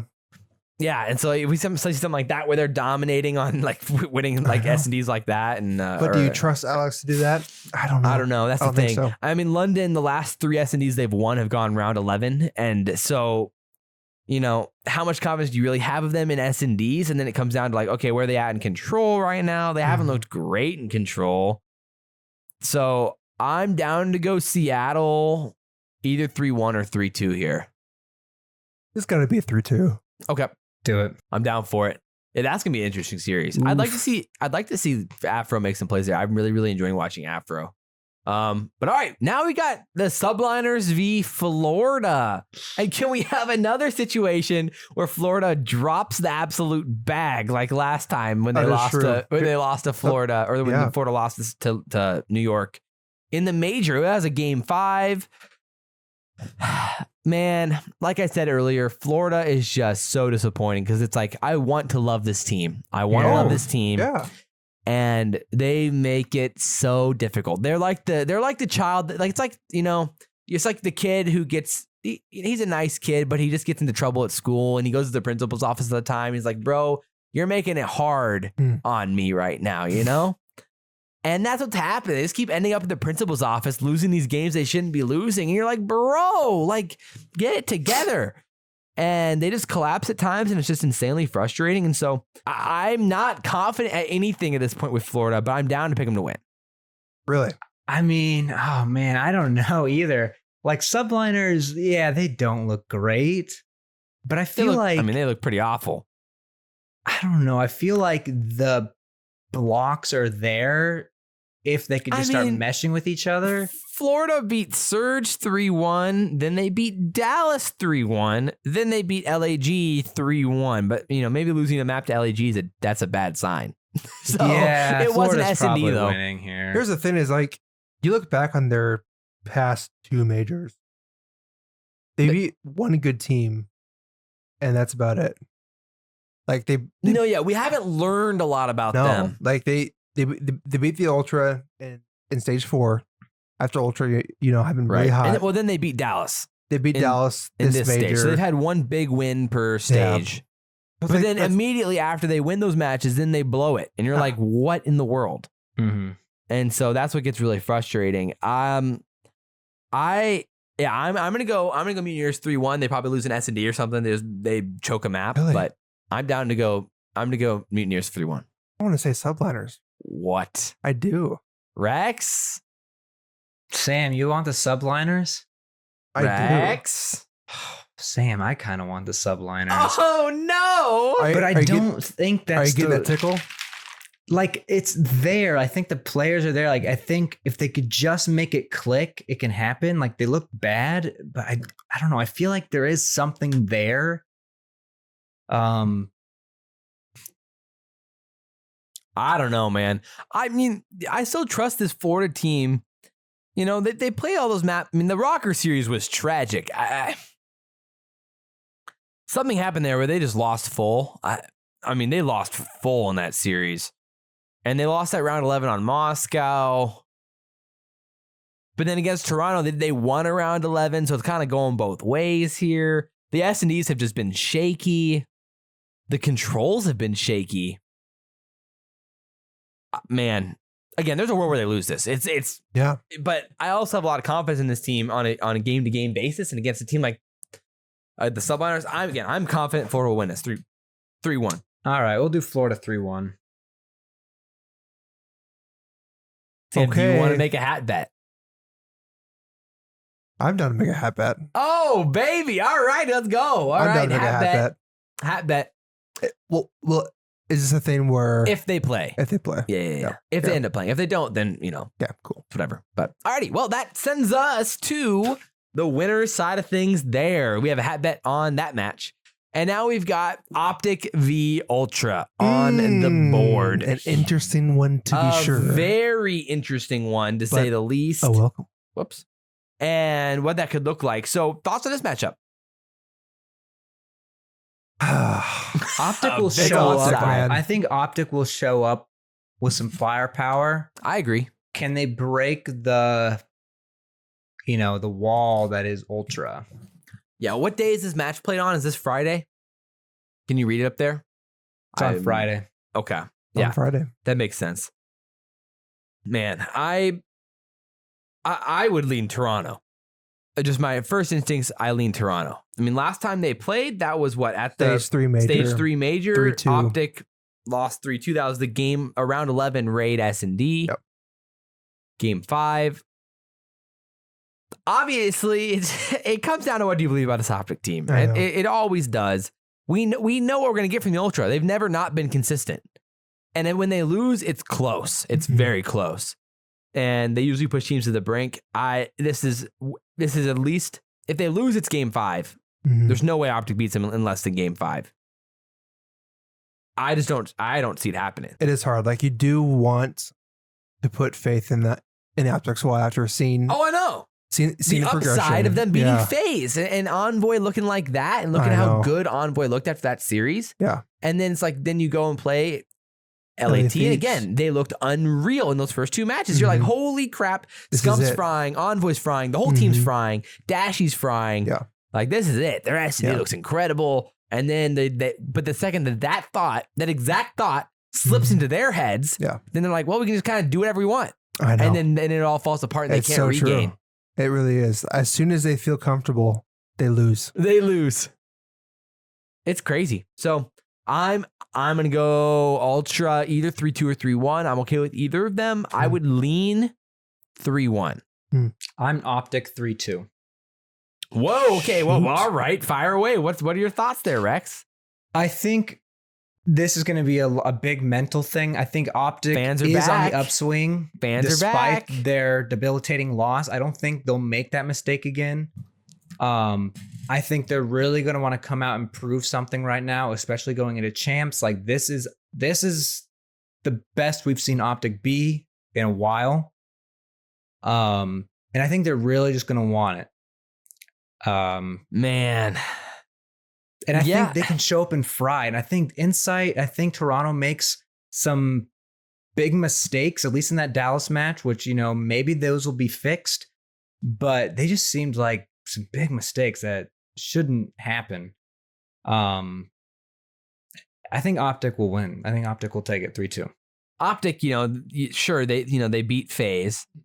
They beat London, and then they blow it against LAT. Yeah. And that's why it's like, how in the world do we, this is why, obviously I'm hyped for this match because it's so difficult to predict. Yeah, it is. But that's what makes it so fun to Mhm. watch, because it's like, Yeah. truly, you have no clue what's going to happen in this one besides what we can go off of. Yeah. My gut just says that Optic doesn't just have that teamwork in the clutches of moments yet. and it falls short once in a while. But again, they were 1 round away in stage 3 from making it happen, and it's very possible they could do it again here. And we saw them clutch up against FaZe, and they played great in the group stages. Yeah, but there are other matches who are against Legion, Subliners, and London, and then you lose to Thieves. So it's like, I'm inclined to believe that the other group is way better, and that Toronto's tested, and they're coming off a loss. And, they're going to be out to prove something here at the major. I just have a lot of confidence in Toronto. I think they're going to win this. I'm inclined to agree. But I think it's going to be a 3-2, though. Ooh. 3-2 Ultra. I hope so. That'd be lit. Yeah. All right. Okay. Well, I'm down to go that way if you guys are down to go that way. That's going to be a wild one, to say the least. Regardless, it's going to be close.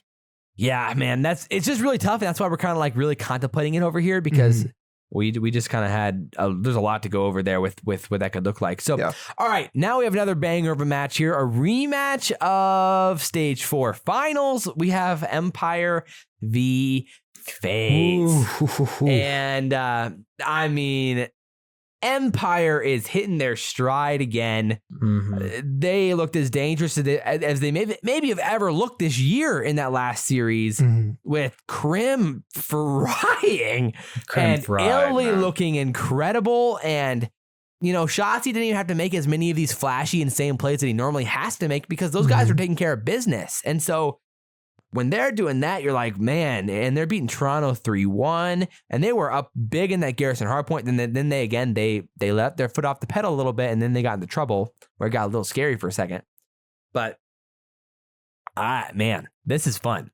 Yeah. What is your first thought here when it comes to FaZe? I mean, where's your confidence with FaZe and Empire now? Empire is in a really good spot, I think, mentally. FaZe is FaZe. This is a sucky matchup for Dallas. It honestly sucks that they beat Toronto. It is, unfortunately. Yeah. What are you saying, Rex? Like, FaZe is FaZe. So, like, how much, I guess, fire is FaZe going to come out with? Oh, they're going to be hyped. How much, I guess, like, of the mental aspect is Empire going to be able to overwhelm FaZe? I don't know if that makes any sense. Yeah. Oh, well, I'm inclined to pick Empire. Really? Yeah. What? I think Empire is hitting their stride like they did last year. Like, they know how to time their peaks, and they're starting to peak, like, exactly, I think, as planned. But I think Empire is FaZe not also still going to be playing some really good Call of Duty? I mean, this is going to be, for sure. This feels like a preview of the grand finals. And here's the thing, too. Don't forget the power of playing one series already, which FaZe has done. FaZe will have already played. That's true. Well, the day before, but yeah. Yes. But I do think it matters. That's fair. I mean, the other thing is, this doesn't really matter for the performance aspect, but who do you think is going to have more fans? Who's the crowd going to be rooting for it? If it's in FaZe. Arlington, it's in Arlington, though. So technically, it's a home field game for Dallas. It's in their home stadium where they'll be playing their home series or whatever. I think Dallas will probably have more fans. You think so? I don't know. Hard to say, because, I mean, the Optic fans kind of hate Crim. That is true. I think Optic fans like our cities. I'm going to say, I'll say FaZe because of the Optic fans. Yeah. Going for FaZe. I think, that's kind of how it goes. Yeah, it's got to be. Yeah, I think so too. But that'll be really fun. That's kind of a fun match for sure to hear the fans back and everything too. Yeah. I'm going to go FaZe 3. I mean, obviously either 3-2 or 3-1. I think where you at with it. 3-1 FaZe. 3-1. Yeah. You think? Yeah. I mean, yeah, I'm okay with going 3-1. I'm okay with it. Let's do it. Rex, you got vetoed. How about a 3-2 FaZe? No. Sorry. Sam Hard vetoes you. Get out of here with that crap, boy. So now we're heading back down to the losers bracket where we belong, because we're big old fat losers. And we got the LA Thieves versus Mutineers match on the board. And this is really interesting. I mean, again, this feels like a match. Is it weird that I have more confidence in Florida in this match now that they won? Now that we have a series on the board for them? Like, I think they're more inclined to lose the first one, just like to right away lose. I still think they're losing the first one, but hey. Oh, okay. Yeah, Yeah. that makes sense. Yeah. Man. I think I'm picking LA Thieves, to be honest. Oh no. I This is think a Thieves win, baby. 3-1. I'm definitely picking Florida here. Ugh. Hey, but you're Ugh. both picking Thieves? I for sure picking no. I'm going Florida. So if you guys give me your reasons, then I want to hear it. I want to hear what's the matchup looking like here. I think you're discrediting LA Thieves. I think LA Thieves I think so too. is looking better than what you're giving them credit for. Mutineers has still been they in this iffy lost to state. Legion last weekend, 3-1. They got 3-0'd in the control. But then they They got beat Optic, bodied on though. Apocalypse. They beat Optic though. They beat Optic, So like bro. that was a bad series, but But like they got a 100-point clubbed on Moscow. but this is the major, and Paris was a Then they team got like it didn't even matter. 6-1 on Express. They were getting smoked. It was Temp's old team. I don't know. I think Thieves will be able to. I think Thieves are better than what you're giving them credit for. I want to believe in Thieves, but also I'm very confident Mutineers are gonna win at least 2 series. I mean, going up against like Empire would be pretty freaking tough, but I think again, I take Mutineers 3-1 here. But if you guys are outvoting me, then I guess so be it. You guys can be I'll wrong vote together. you. Yeah, no. Let's be right. Okay. So 3-1. Thieves 3-1. Dang, man. Are you kidding me? Word That's to your sad. mother. Oh, wait, hat bet there? Can we double hat bet? Sure. All right, hat bet. Rex, want to get in on this for something? If you want to wear 2 hats, that's cool. That's cool. I'll wear a hat next podcast. Rex, you have to wear a shirt for this segment. You have to put a shirt on. You have to put a second shirt on the shirt you're currently wearing. All right. Wow. That's a good one. I got you there, idiot. It has to be inside out and facing backwards so the tag is in the front. Hat. Okay. Yeah, that's the bet. And then I'll wear a hat. There you go. All right, so we got double hat bets rocking and rolling here. So things you love to see there. This is again only if the scenario where LA Thieves plays Mutineers, which there's a world that doesn't happen. All right, so now we got Rocker v Surge. Mm-hmm. I mean, if this was Surge's time, it would be now. This would be the time. It would be the time. This is the opportunity. You're playing Rocker. But it's not. It's Rocker 3-1. Yeah, I mean, I would tend to believe the Rocker end up, taking care of business here. But do I have a lot of confidence? Definitely not. But last time they played, it was a 3-0, and Rocker looked really good in that series. And that's, at the end of the day, I think Rocker in pretty good hands here. I'm down to take Rocker 3-1. 3-1 Rocker is what 3-1 I got it to. is. I'm okay with a 3-0 though. I kind of wanted a 3-0, but I'll I'm give him a 3-1. Pogtane will find one. Lantane will find one. Subtane. That did not That work out. was interesting. That was real interesting. Yeah. I mean, I wanted to see it again. I mean, also, side note, Rex, it's a shame that no GAs were broken during the week. Dude, the I weekend. know, right? Two weird. fantastic opportunities for games to completely break GAs. And then nothing. At least throw in snipers, please. I know. It's a shame. Please. It is. I was sad to see it, but disappointing to say the least. But all right. Now we've got Dallas v LA Thieves. Obviously, Dallas is winning this. It's probably a blowout, honestly. I think But Dallas. Dallas is 3-0. This is a 3. This is a hard 3-0. Dallas is make out for blood. Yes. This is a 3-0. Yes. It could- Dallas is scary. Yeah. Could it be a 3-1? Maybe, but I'll stick with the 3-0. I'm down for it. And now we're back again. This is some deja vu. We got Rocker v Optic in the losers bracket for top 4. And good news is accuracy's not playing in this one. So that automatically increases Optic's odds. That's very true. Yeah. So thoughts on this one? I'm picking Optic 3-2. Really? Optic will be able to, that's what I'm seeing on social media. Like if I'm a fortune teller, that's what the narrative's gonna be, is that Optic flip the script. It's like Optic wins 3-2, redemption arc against Rocker. And it's gonna be like in a similar fashion on Moscow. I think there's going to be 3-0 Optic. 3-0. Oh, yeah.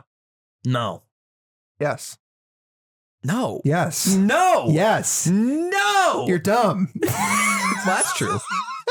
So I liked what I saw from Rocker, the thing is can they continue what they did against Florida? Because that formula will also work against Optic. The bait them into pushing stupid stuff, not assuming that the other team's not going to play together well.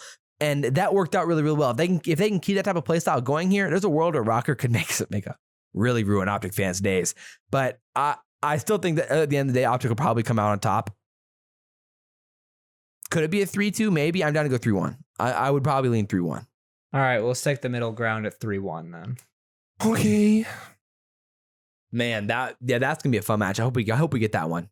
Optic and Dallas. And we end up with, and it is, what does this do? It brings you back to me. Wow. Optic v Dallas in the losers semifinals. Mm-hmm. And this is where we're at right now for you guys. I'm just showing you guys the old bracket right now. But I mean, obviously, last time they played, Empire, they took care of business in both matches. 3-0 the first time, and then 3-1 the second time in Dallas's run in the major. It just feels like Dallas is such a more reliable, put together, consistent team across all, like with a deeper map pool probably even at this point too. Mm-hmm. As of right now, yeah. But Optic's out for blood.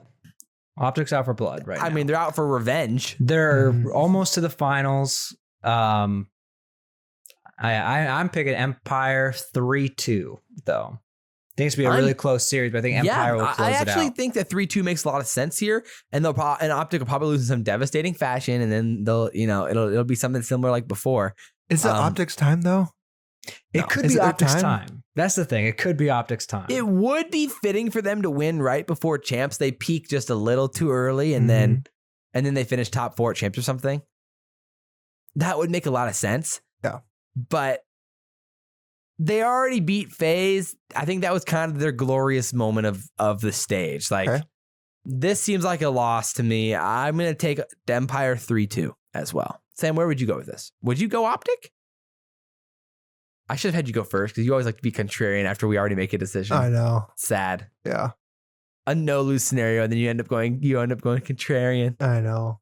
What a shame. It's like Optic looks better though. Like when they're like, again, like we've kind of been saying, when they lost to Thieves, they were dominant the first 2 maps.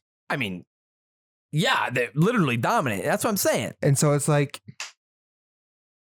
part of me wants to like look at that Optic. But then you think of Dallas. But then you think of Dallas. And you're like, they look so freaking good, dude. I'm okay very with the confident. Dallas 3-2. Okay. I think we stick with it. I like that a lot. I think this would be a pretty, right now, I think we're kind of sticking to script here, nothing too. It's hard. Nothing too crazy. I mean, it feels like there feels like a big tier gap between the top 4 teams. And like then right the now. rest are just. Like, you could argue, Florida. I did a Power Rankings video today, and like, you could argue Florida, you could argue Minnesota, but like, we haven't seen the confidence and the top upside to beat the top 4 teams like we've seen from Toronto and FaZe and Dallas and Optic now who beat FaZe. So it's just tough. But all right, now we go to the big kahuna of them all. The winners finals and the Ultra v FaZe again here. Again, we're back at it again with the Ultra v FaZe matchups. And I mean, at this point, I don't know how you don't pick FaZe. I'm picking FaZe. Well, yeah. FaZe 3-1. I like a FaZe 3-1. It could go to a 3-2, definitely. But I'm very confident FaZe is going to win this. Let's go. I'm down to go FaZe 3-1. Yeah, 3-1. It's where we're at right now in the year. Really, it's crazy to not pick FaZe winning a series almost. Yeah, I mean, obviously Optic beat them, but you would not have picked Optic to beat them, right? With how insane they've been looking, and again, they're pretty much 3 of their players are in the MVP candidates. Like, what in the world? I know. I mean, it would take a team doing a lot of research, dialing in on certain strats, pinpointing it, and executing perfectly. Yep. And if you play some perfect Call of Duty, you can beat FaZe. And that's like in that series, in those maps where Optic won, they were playing some near perfect Call of Duty. And all your players have to be firing on all cylinders, playing incredibly well. And then you have to zone in on patient play, forcing FaZe to to play at your pace and play slower than they'd like to play and off rhythm, off tempo.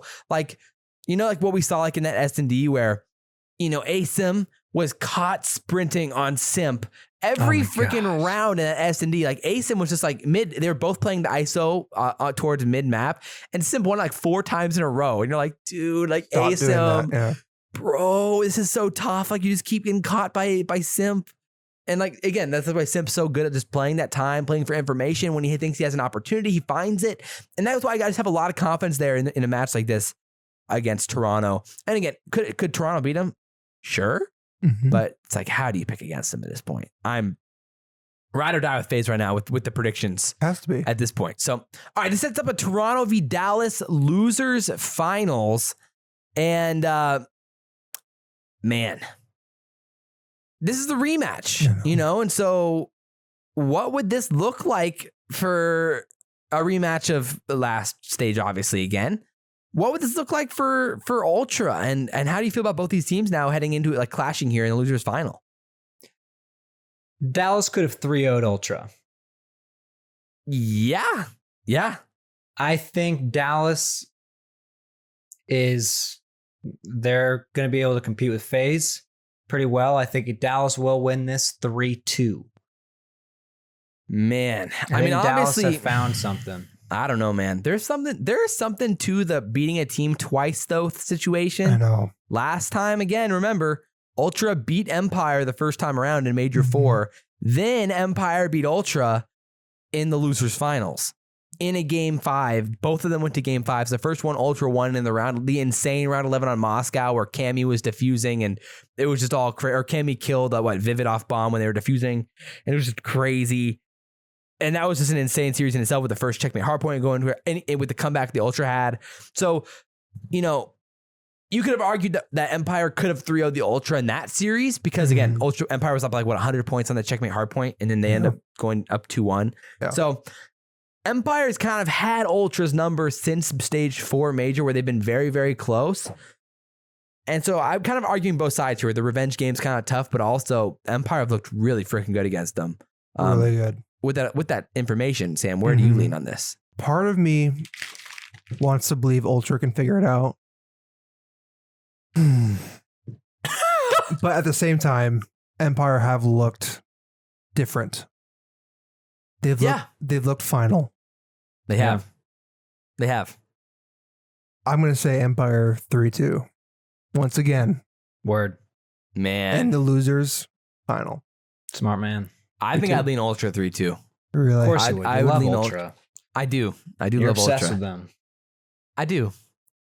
I would lean Ultra 3-2, but it's really close. I think Ultra's trending down.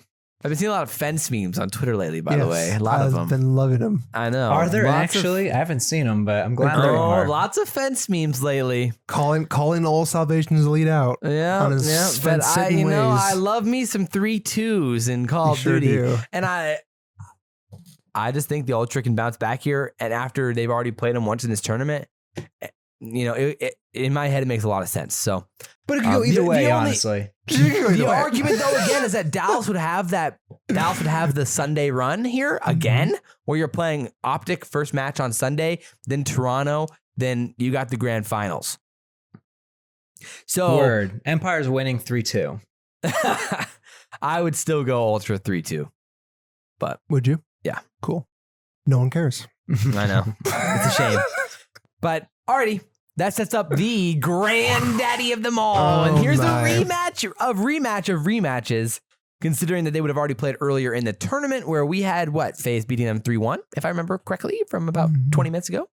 And so now with a rematch in the grand finals, FaZe will have that good old little veto advantage. And after FaZe, handily beat them in the major, in a game 9. In game 9. Really just nice and easy for them. Super short. Finalize it. Can they convert it this time around? I think it's going to go another game 9. No way. And I think FaZe will come out on top again. Wow. Here's my take. I think this time around, FaZe isn't going to underestimate them. No, I think it's going to be more of an effect of Dallas having the hot streak again of playing multiple games in a row. That happened last time.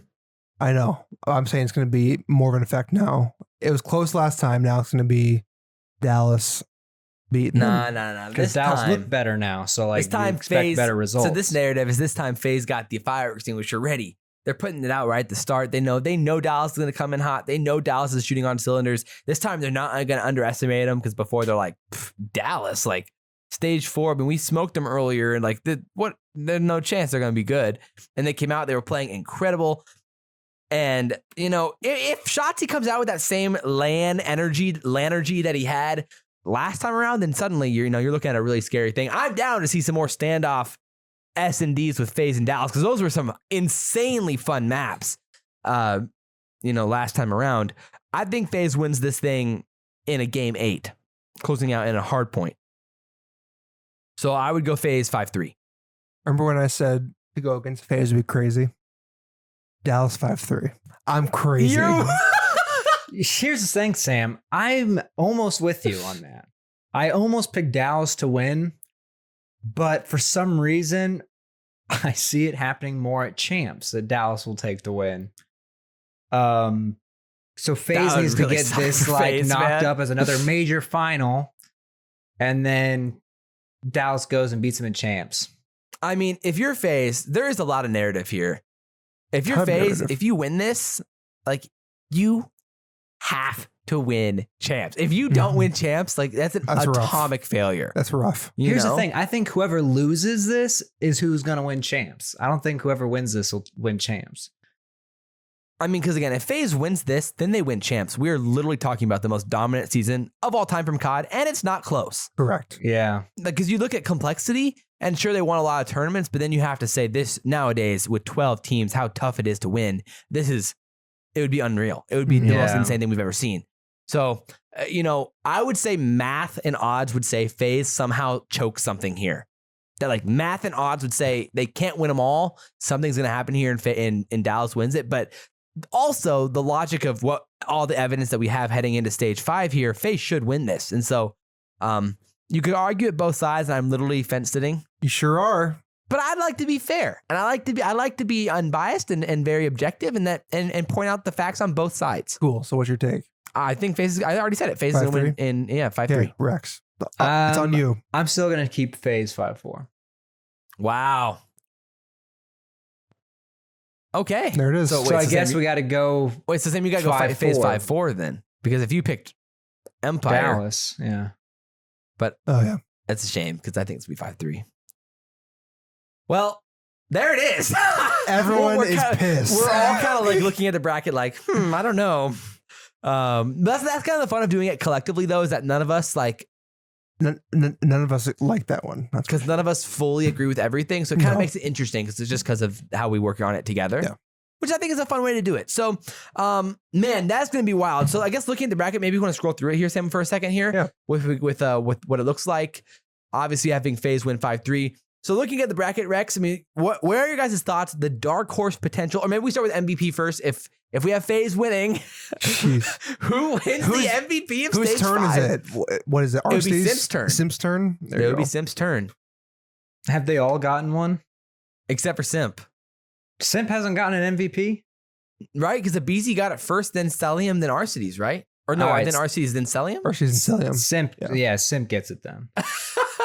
Why not just give them all one? I mean, the prediction is basically useless. One of them's going to win it. It's like, it's crazy. So, I mean, yeah, that would make a lot of sense. If Dallas were to win, who do you think wins MVP?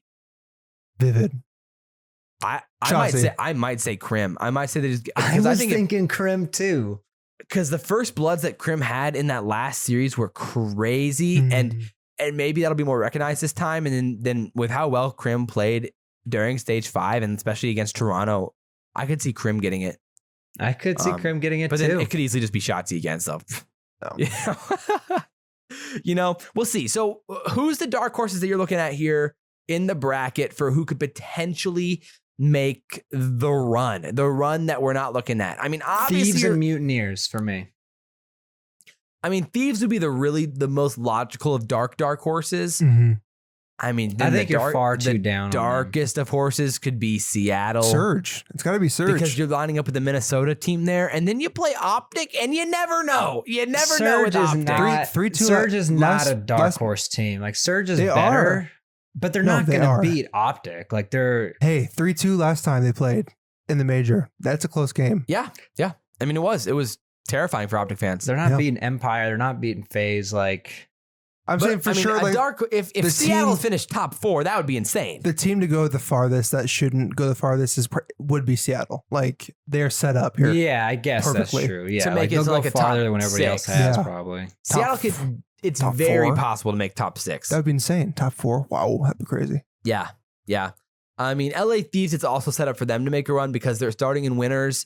So then if you beat Florida and then suddenly, you're playing, but then you're playing Dallas. And it's just hard to see them beating Dallas in any of those scenarios, I would love to see a Thieves run. Man, that would be cool. Could you imagine? John, obviously. Oh. Could you imagine them beating Dallas? That'd be insane. That would be think crazy. Thieves could make a run. Like they have This the players. this is John's first time back on land.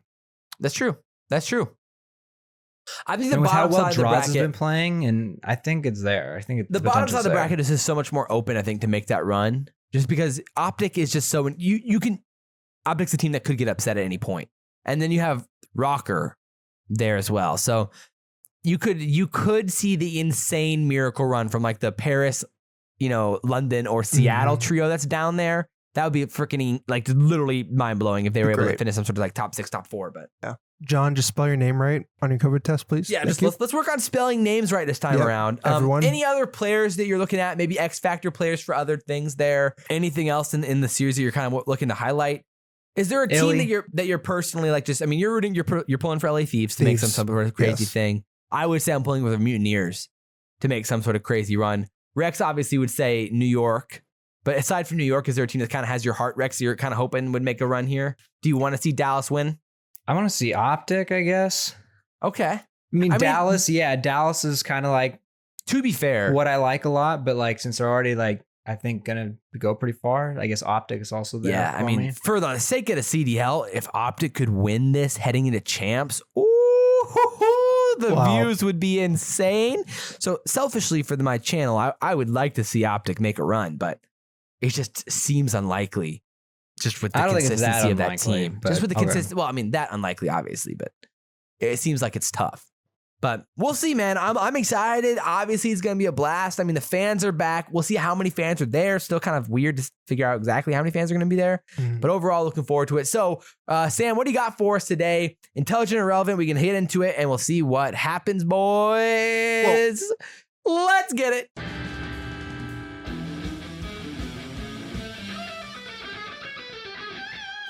The ability to speak does not make you intelligent. All righty, Sammy. What do we got today on Intelligent Relevant? I actually haven't seen the question yet, so I have no clue. Okay. After all is finished with this competitive year, where will Cold War be ranked in terms of a competitive COD? Oh, very interesting. Okay. Top 3, top 6, top 9, burn it. Very interesting. Okay. I mean, it'd be surprising for top 3 is like, seems like no chance, right? Not top 3. I think top 6 would be probably where it ends up. Because then that's kind of what I'm thinking, top 6. I mean, but then you think about it, BO2. There's 9 Ghosts. total. 9 since BO2. So like top 9 would be like, you're like. Top 9's like 987. And I mean, all the then jetpacks are MW. really good. So it would be IW, MW, and then Cold War at 7. Yeah. I could see people saying top 9. I know. I think people I would said say top 9. 6. I would say top 6 personally, because AW. No, I would say top 6. All right. I think people will say top 6. I think the consensus would be top 6. I think the consensus will be top 9. I honestly think they'll be top 9. Oh, really? Yeah. Okay. Yeah, I'm going to say burn it because I don't think people like it. I don't think people hate it. Okay, so 50% say top 6. Nice. Okay. 34% top 9. 10% say burn it. Oh, wow. Okay. I thought that was a little bit surprising. 4.8% say top 3. Interesting. Mhm. Yeah. I mean, here's the thing. What if you're saying top 6? What are you saying is worse? I know that honestly gets to a tough conversation. Some people would say I feel World like War II's people worse. What'd you say? Some people would say World War II's worse. World most War people II was worse. Most people. Oh, really? Most No. people would say Modern Warfare is worse and IW's worse. And then you're like, what's the next one? I don't. Agree with that. IW I wasn't think worse IW's better. though. Entertainment wise, No. IW actually was pretty fun. Any jetpack game was better. Any jetpack game's definitely not. already in the top 6 Yes. automatically, just because of uplink. 100%. 100%. dude. IW was trash. Dude. No, IW was a good competitive game. It was fine to watch, but it was trash. I love playing IW. I mean, it wasn't that fun to play. Like pubs sucked, but like competitively, it was all right. It wasn't too bad. And watching it, I was entertained. I just didn't enjoy it. So I don't know. I would. Cold War is. It's Secret's like in out. that Josh 6, was 7. always bad at uplink, so that's why he doesn't like any jetpack games. What? Oh, wow. Yeah, because Uplink's a trash game mode. Josh was always bad at uplink. Amen. He's over here just pissed. So I don't know. Anyway, that was a pretty interesting question. Thanks. I would say maybe the lines could have been like top 4, top 6, top I like. thought about it. Yeah. But then since there's 9, I'm like divided That's fair. equally. That's you know fair. what I'm saying?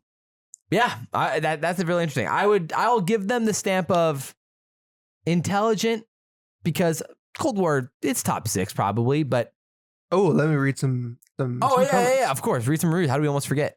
Before we sit the NR18. fence here, let's hear it.